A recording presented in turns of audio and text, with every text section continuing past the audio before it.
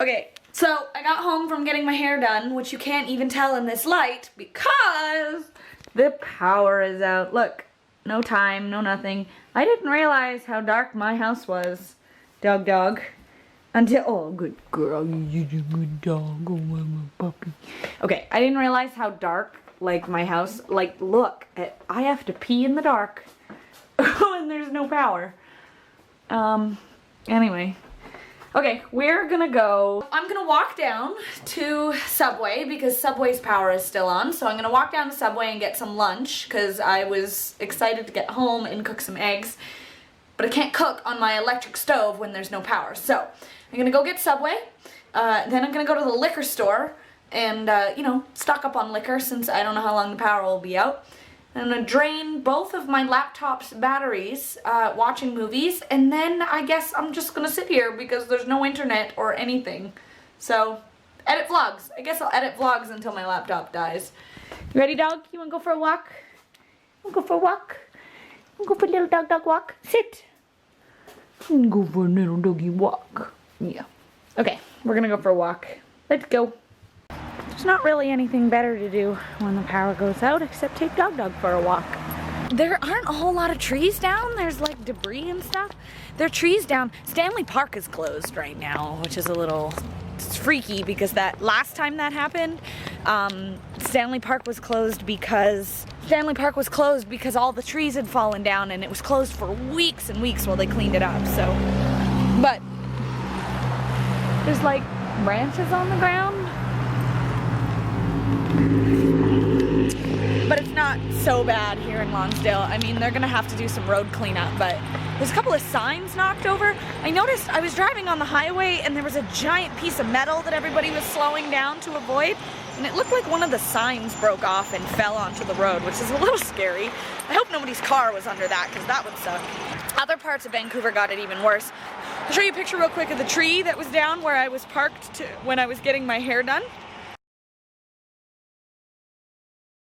But honestly, that's the biggest tree I've seen down, and that tree, I do not know how the wind blew that tree over. The tree is green and healthy and super tall and really big. I don't know how the wind blew that tree over because, yeah, it was really, really windy, but not like ripping entire trees out of the ground kind of windy. So we've seen it that windy in Vancouver. It can get that windy here because we're right on the coast, but usually the windstorms are headed off by the fact that we have the Vancouver Island on the other side of us. So I am so super lucky at this morning. Okay, mute this part if you guys think this is too TMI, but Nala just did her business and I proceeded to have my camera fall out of my pocket, and I thought it landed in it and then bounced off of it, but luckily it landed next to it and I didn't get any dog poop on my camera. So whew, that's one lesson for me. Hold on to camera when cleaning up dog poop. Dog, you almost pooped my camera, man. Seriously. I never walk down to here because I'm always like, it's always raining in Vancouver. But I thought, whatever, I'll just walk. Doesn't really matter. And now it's pouring. And we walked all the way down the hill, which means we have a really long way to walk. And it's gray. The sky went from blue to gray in about 30 seconds, which means it's not gonna stop anytime soon. So I'm standing outside the 7-Eleven, waiting for the rain to calm down enough. It started pouring that I could at least walk up the hill. There's a certain part when you're walking up to my house where it's all tree cover, so even though it's not totally out of the rain, and it's better than, you know, being out in the open. And the 7-Eleven lady comes in, she goes, do you want to stand inside and wait? I was like, no, I'll just wait till it slows down, and I mean, it's just water, whatever. Nala doesn't care. Nala's just chilling out in the rain. But anyway, she goes, I think I have an old umbrella, hold on. And she went in and came back out, she's like, this umbrella's been sitting in the back for 2 years and nobody ever uses it, so here you go, you can have it. So this big, beautiful umbrella is now mine, although it's broken, so I don't know if I'll keep it, but it's a big, beautiful umbrella, mine as well. Wow, it is raining so hard. Holy crap. Okay, so the power's not back on, but I look absolutely insane. And it's starting to get dark out. And I have no candles that are not scented, and my landlord's allergic to scents. So I can't burn them. So I'm gonna go and see if I can find some unscented candles. Wish me luck, because I feel like everybody in North Vancouver is probably doing the same thing I am.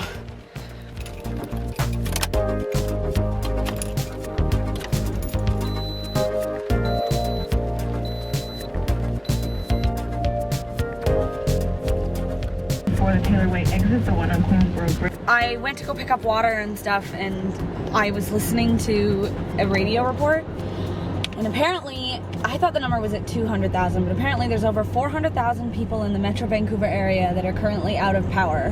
Where I am right now, there's stoplights, there's power. There wasn't any down trying to get across an intersection at Lionsgate. I barely found ice. I got like the last 3 bags at the like 4th gas station I went to. Now I'm on my way back home, like actually back home. And there's no power, and they have absolutely no idea when it'll be coming back on. There's some power line up in the mountains that fell, not something that happened down in the city. So this is exciting. I went to go get candles because I don't have anything, and it's really dark in my apartment. The power is out. Nala, it's dark in here. Okay, I went and bought a headlight so I could still do work. Oh my gosh, focus. Okay, well, the power's still out and it's dark. I went and got a headlamp. Doesn't seem that dark in here. It's dark in here. Oh, because my headlamp's still on. There we go. It is dark in here. It's not super, super dark yet, but anyway, I went and bought a headlamp, but I can't show you guys my face because cameras like to glare. I also got ice, and I got water, and it's about to be dark, and BC Hydro still has no idea when the power is going to come back on. Here we go, Nala. You ready, dog? You ready to play in the dark? Just got a bully stick. Look, I have my external power plugged into nothing. I should have my phone plugged into that. This is how the zombie apocalypse starts. Freaking power out for 3 days. Although it hasn't been 3 days yet. It's been since like 11 o'clock this morning. But still! Okay, now I'm gonna put ice in coolers and I'm gonna have to sit in the dark. Zombie apocalypse. Inside my bathroom. It's dark in here. Okay, where are my coolers? Dog, don't hide in the dark. She's over there in the dark. Can you get out of the dark, please? You're dark. You are a dark color. Go that way. You're like going bump in the night. Okay, I officially did a bad thing and watched YouTube on my phone, and I just got a 90% of my data limit used. So, I'm gonna stop watching YouTube on my phone. I am going to paint my nails, probably. Put my headlamp back on. I just put candles over in the living room. Oh god, this whole thing has been out of focus, hasn't it? Perfect. I'm gonna watch movies until my laptop dies, and then tomorrow I will take my laptop to a Starbucks or some other coffee shop and edit my vlogs all day if the power's still out. So, sigh. Crap. My bill just rolled over too, and I just used all my data. Because I'm stupid. Anyway. Okay. Hey dog. Hey dog. The power's back on. Hey dog. Hey dog. Good morning, everybody. The power's back on. It is currently, all my clocks say that it's 12:17, so I guess 17 minutes ago the power came back on. I don't know what time it is.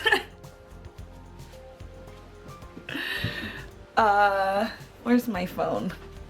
I don't know where anything is. Okay.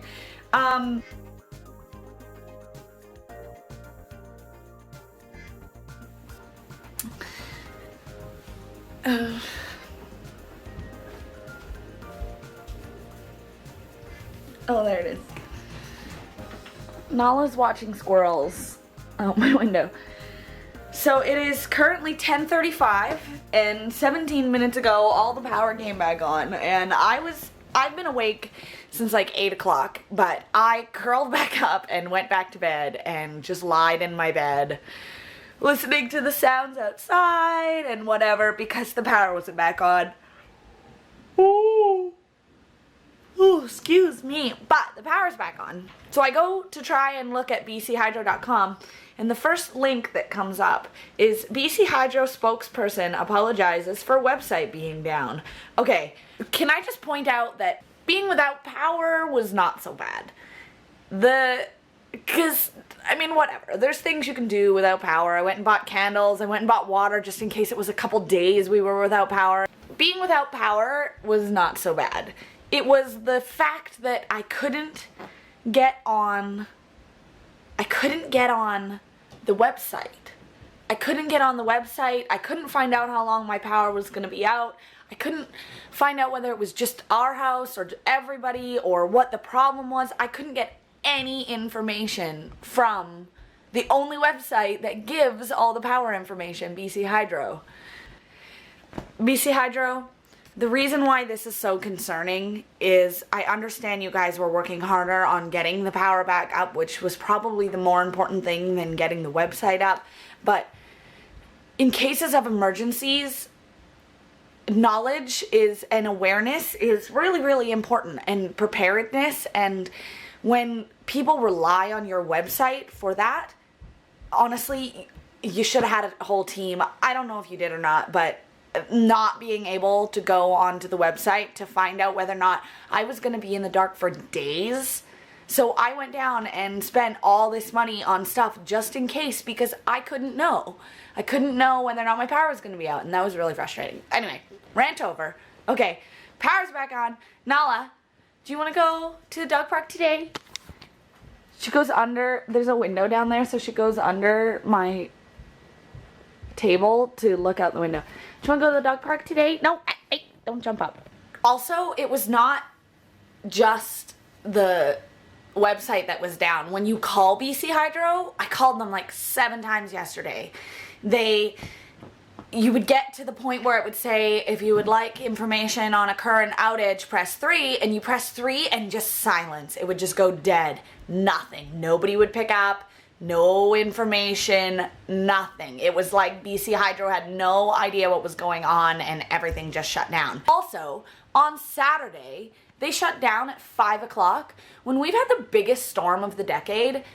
How about you ask people if they would do some overtime and staff up your team so that people can answer the phone and give frightened people some information. That being said, I was not frightened. It was just a power outage and I was totally fine. I have a house and I was warm, so I was fine. But, you know, I don't know. I am very, very, very thankful that BC Hydro got the power back on. Thank you so much that it was not more than 24 hours. But I'm also really disappointed in the way that you handled the information that you were trying to get out to the people that don't have power. Positive and negatives, both just as strong.